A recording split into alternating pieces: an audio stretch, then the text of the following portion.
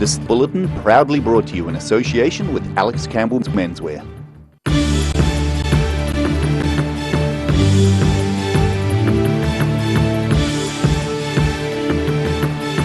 Tonight on The South Today, Prime Minister Jacinda Ardern is in Dunedin making a host of announcements, including about COVID-19. Members of the National Party were also on the campaign trail, promising rail spending and more. And skiers from the world over were invited to take part in a high country muster, albeit virtually.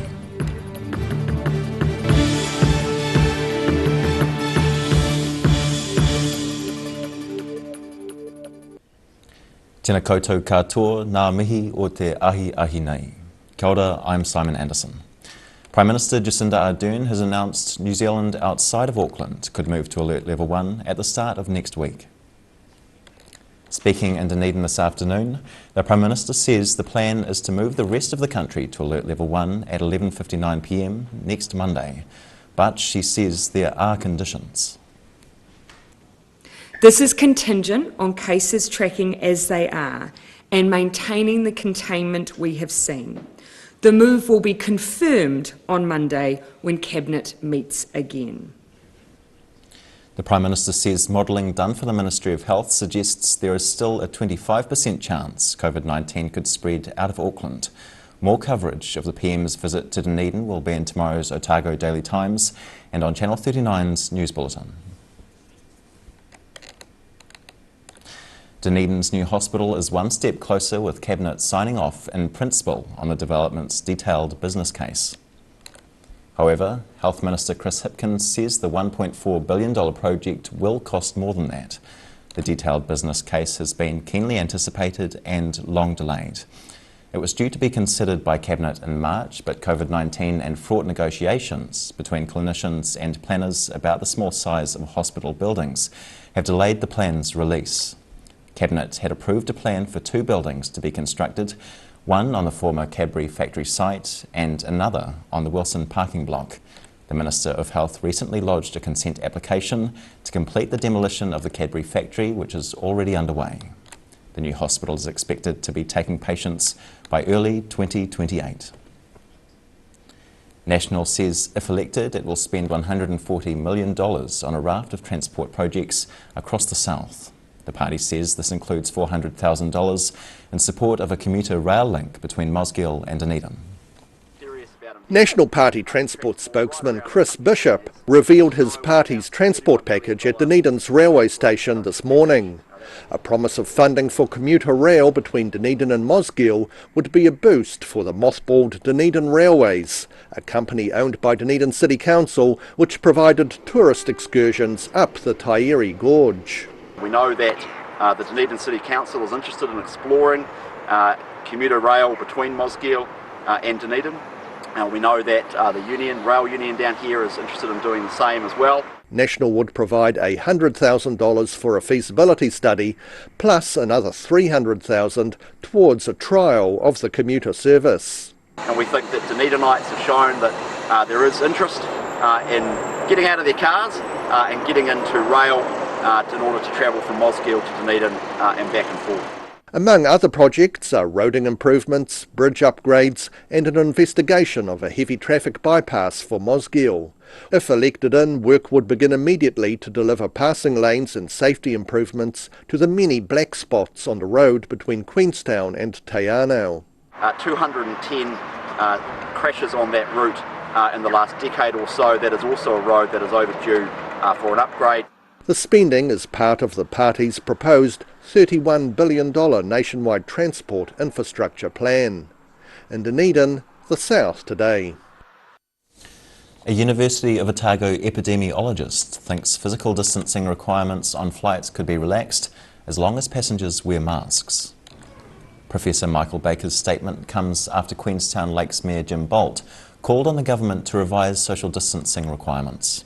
Currently, Air New Zealand flights can only operate at half capacity. Bolt said the tourist mecca is in need of more additional travellers. However, Professor Baker also says there should be no travel in or out of Auckland while community transmission still exists. The annual Merino Muster cross-country ski race was held at Snow Farm in the Cadrona Valley on Saturday. Organisers say skiers from overseas were also invited to take part in a virtual version of the event.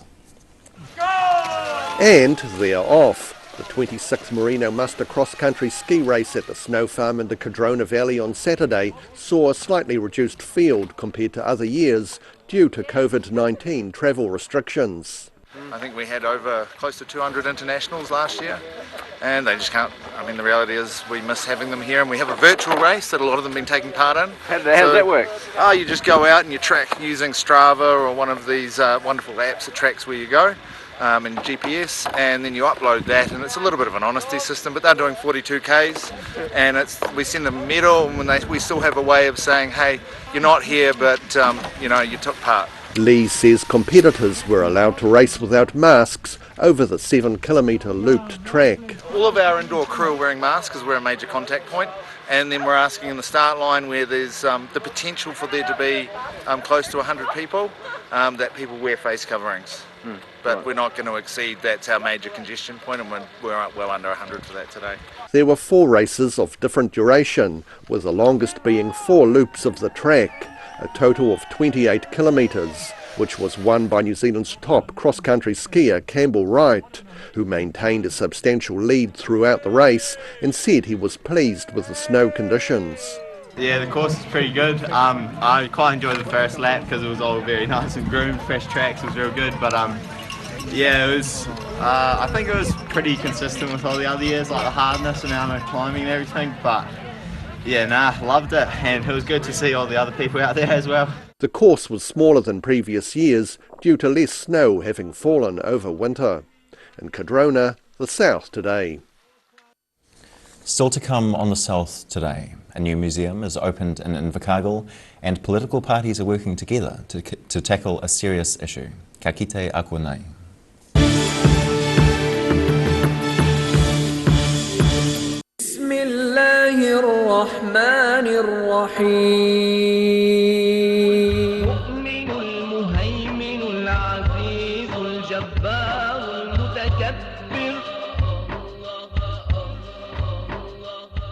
You've seen us in the street, now find us online. Check out shopon.org.nz.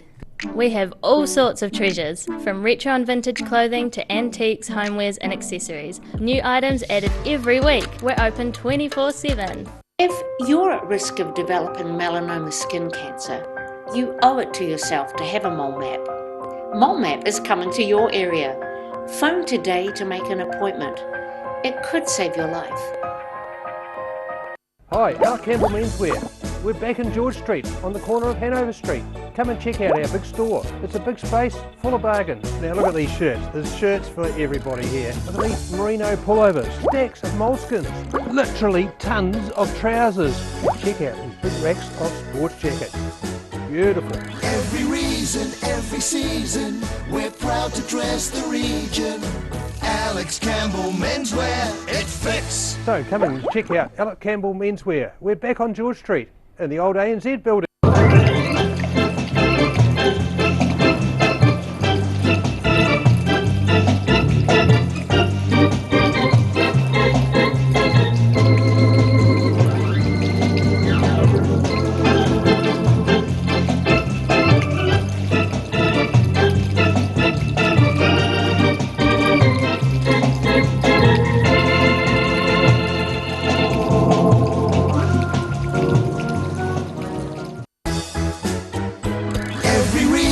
Every season, we're proud to dress the region.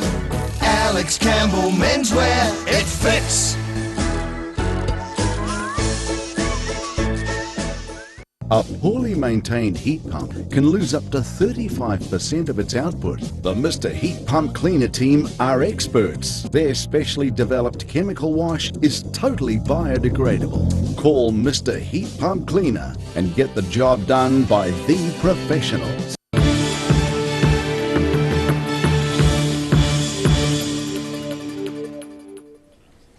Hoki mai anō, welcome back.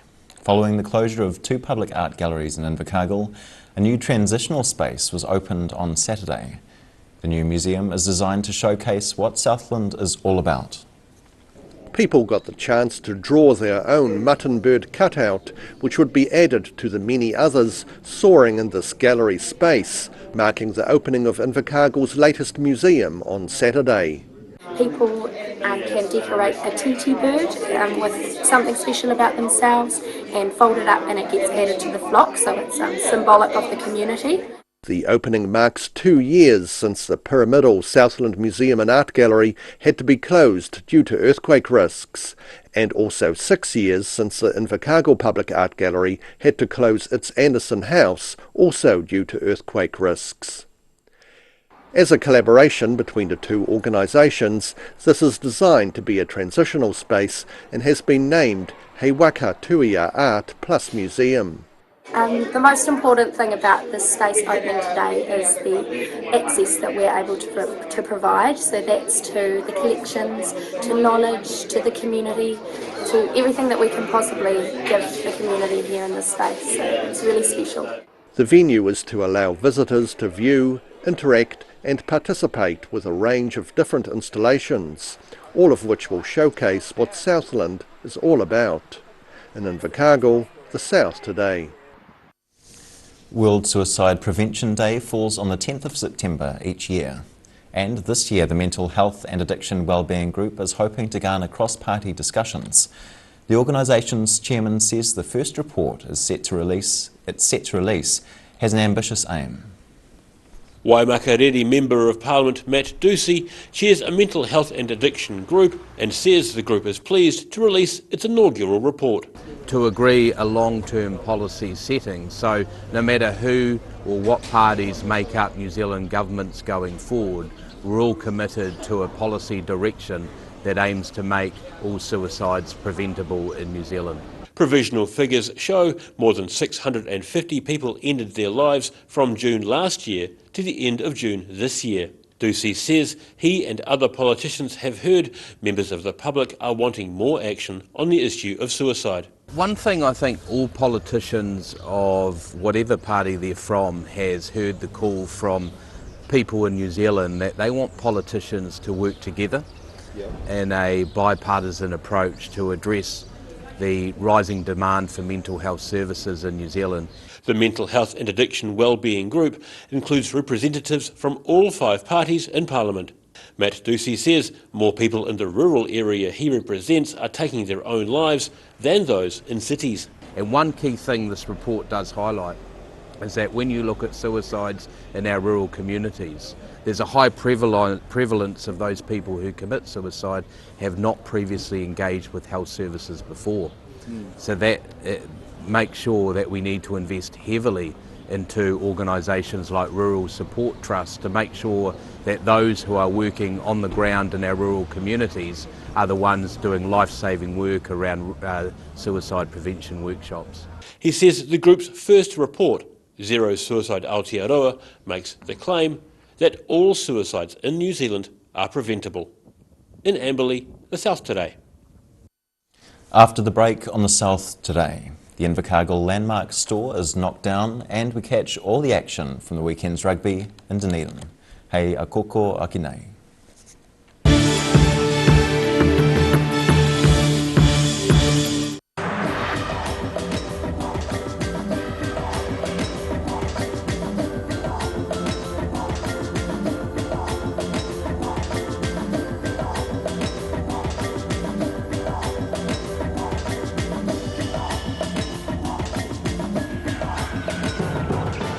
If you're at risk of developing melanoma skin cancer, you owe it to yourself to have a mole map.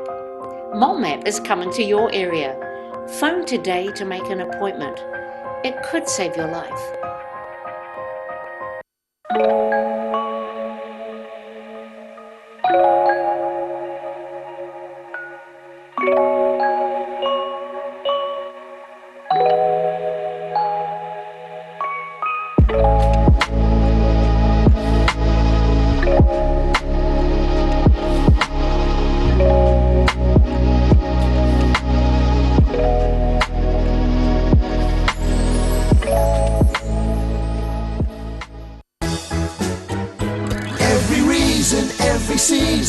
we're proud to dress the region. Alex Campbell Menswear, it fits. Step into Shop on Carol and discover a shop full of treasures. We have a fantastic range of vintage and retro clothes, upmarket clothing labels, collectible items, beautiful jewellery, quality linen and the best range of vintage haberdashery. A poorly maintained heat pump can lose up to 35% of its output. The Mr. Heat Pump Cleaner team are experts. Their specially developed chemical wash is totally biodegradable. Call Mr. Heat Pump Cleaner and get the job done by the professionals. Ah, TV, our favourite babysitter. But it can be tough keeping up with what our tamariki are watching. Luckily, the Broadcasting Standards Authority has made some smart changes to the classification labels. Ooh! Plus changes to the time of day certain rated shows will air and awesome new parental lock features, meaning your babysitter's job is safe. Find out more at safeviewing.co.nz. Hi, Campbell Menswear. We're back in George Street on the corner of Hanover Street. Come and check out our big store. It's a big space full of bargains. Now look at these shirts. There's shirts for everybody here. Look at these Merino pullovers, stacks of moleskins, literally tons of trousers. Check out these big racks of sports jackets. Beautiful. Every reason, every season, we're proud to dress the region. Alex Campbell Menswear, it fits. So come and check out Alex Campbell Menswear. We're back on George Street in the old ANZ building. بسم الله الرحمن الرحيم المؤمن المهيمن العزيز الجبار المتكبر.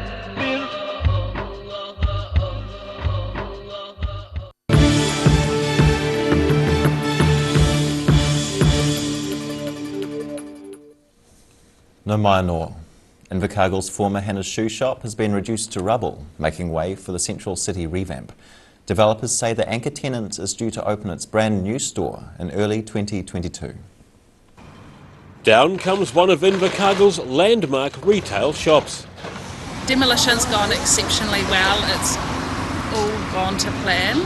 Our series has done an amazing job. Invercargill Central Public Relations Manager Amy Hibbs says the former Hannah's building was among the last obstacles in the way of a clear site, with a new development set to open in 2022. The first stage opens in April-May 2022, so that's when the anchor tenant farmers open, so that will open along with some car parks, some eateries and some retail, and then the remainder of the complex will open throughout that year, with it all being open and complete by October 2022. The plans cover redevelopment of the complete block, bordered by D, Esk, Kelvin and Tay Streets, with the exception of the Kelvin Hotel and Reading Cinemas.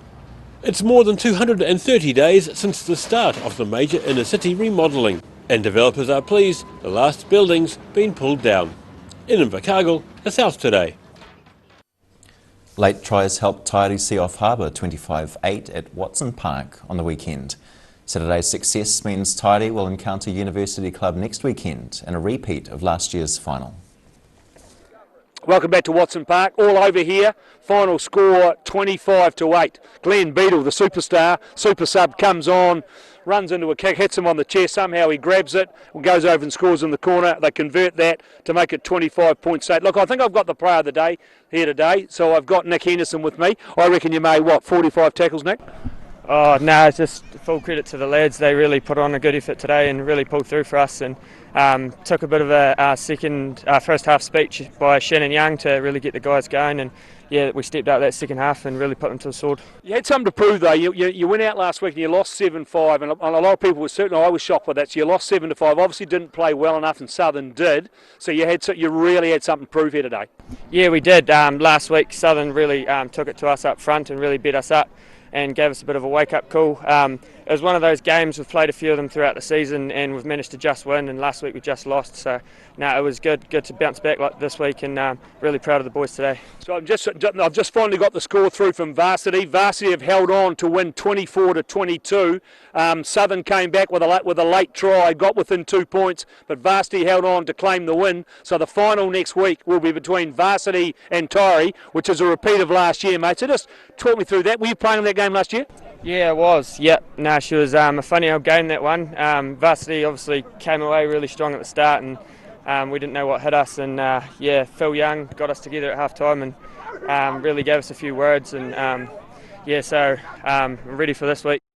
Oh, sorry. That's all right. Now bring it on. Boys are ready. So there it is, all over here, 25-8. Tyree beat Harbour and just through from Varsity 24-22. So the final next weekend will be between Varsity and Tyree, and we'll be back with you again next week.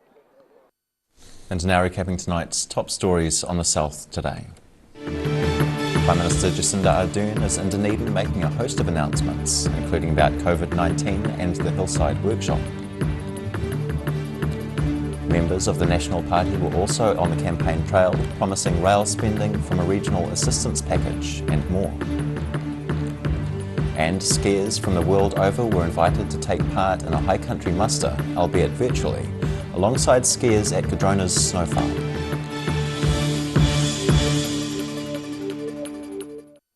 And now, for a look at what's happening in tomorrow's ODT, we have Craig Page with us this evening. Kia ora, Craig. Good evening. Yeah, as you mentioned, Prime Minister Jacinda Ardern in the city today, so we've got plenty of coverage of her, followed around. Of course, the big announcement over COVID levels, we're the centre of attention for the country today with her announcement made in Dunedin, and I guess a bit of disappointment that we haven't managed to drop down to level 1.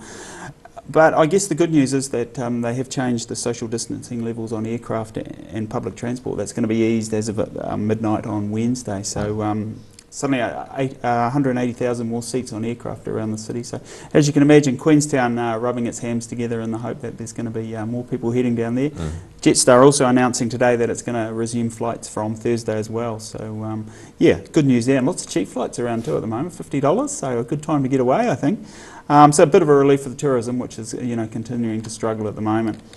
We've also got a bit of an exclusive tomorrow. We talked to skier Andy Hoare. Now he's the chap that about 10 days ago fell 400 metres down Mount Aspiring while out skiing. Wow. Bit of a dramatic rescue. Many thought he would die and was going to, but he ended up with a fractured vertebrae in sternum and living to tell the tale. So we've sat down and had a bit of a chat to him, found out how it all happened. Some footing in loose snow, and down he went. And knew he was in trouble, strangely enough, from the very moment it happened. So yeah, lots of praise for the people that helped him out, particularly the Wanaka Search and Rescue and Alpine team that got up there really quickly and managed to get him down. So well worth a read. On our travel pages, we head to the West Coast with online editor Vaughan Elder, talking about spectacular scenery there, and he's got some pretty impressive photos to show that off as well. Takes a bit to get Vaughan excited, to be fair, but he was pretty impressed with the untamed beauty in that area, so that's good. And finally, just on sport, getting to the business end in the club netball and club rugby season, but of course COVID playing havoc again. The netball final at the Edgar Centre between College and Southern is going to be played in front of no crowd. What's supposed to be a big finals rugby day at the stadium as well, of course, my beloved Tyree playing University. But yeah, that doesn't look, there's talk, I think there's a meeting tonight and they may look to move those away from the stadium, and at least we'll be able to get along and cheer in the sunshine hopefully, so come on the Eels. Good luck this weekend. Thank you. Cheers, Craig. And now time for a look at the weather. Tonight's weather proudly brought to you by Mole Map. Beginning with the southern view, looking towards central Dunedin from Gardens Corner.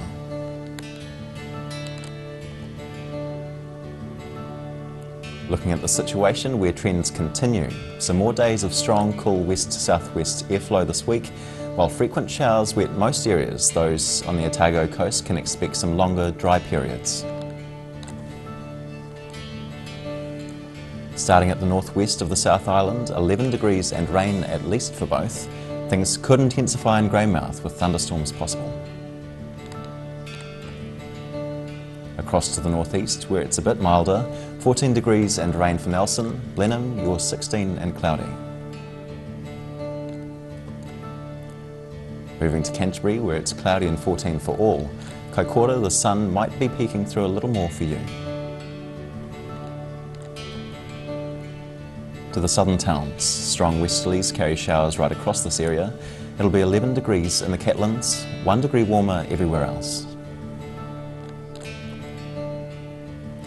And it's the same for central Otago. Strong westerlies and showers here as well. Te Ano's the town with 11 here, Wanaka, Queenstown and Alexandra all on 12. To the northern towns, on the coast, Timaru and Oamaru can expect gusty westerlies, some cloud and 15 degrees. It's more intense inland, with strong westerlies, showers and 13 degrees for Twizel and Omarama. In Dunedin, not too cool tonight. It's cloudy with northwesterlies and a low of 8. Mostly fine tomorrow with sunny periods and high cloud and fresh breezy winds, northwest at first, swinging round to colder southwesterlies in the late afternoon with a few brief showers, a high of 13 and a low of 7.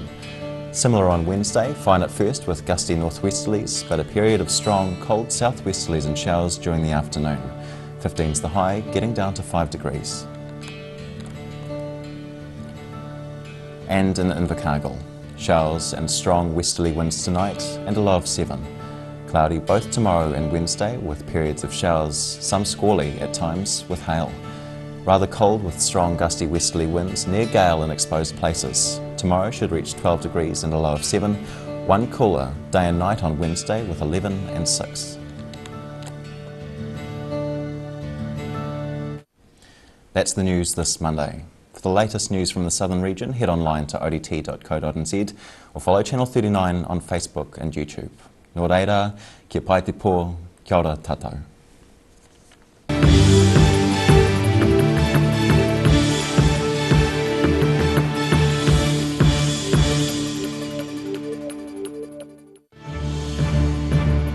This bulletin proudly brought to you in association with Campbell Menswear. Supporting local content so you can see more of New Zealand on air.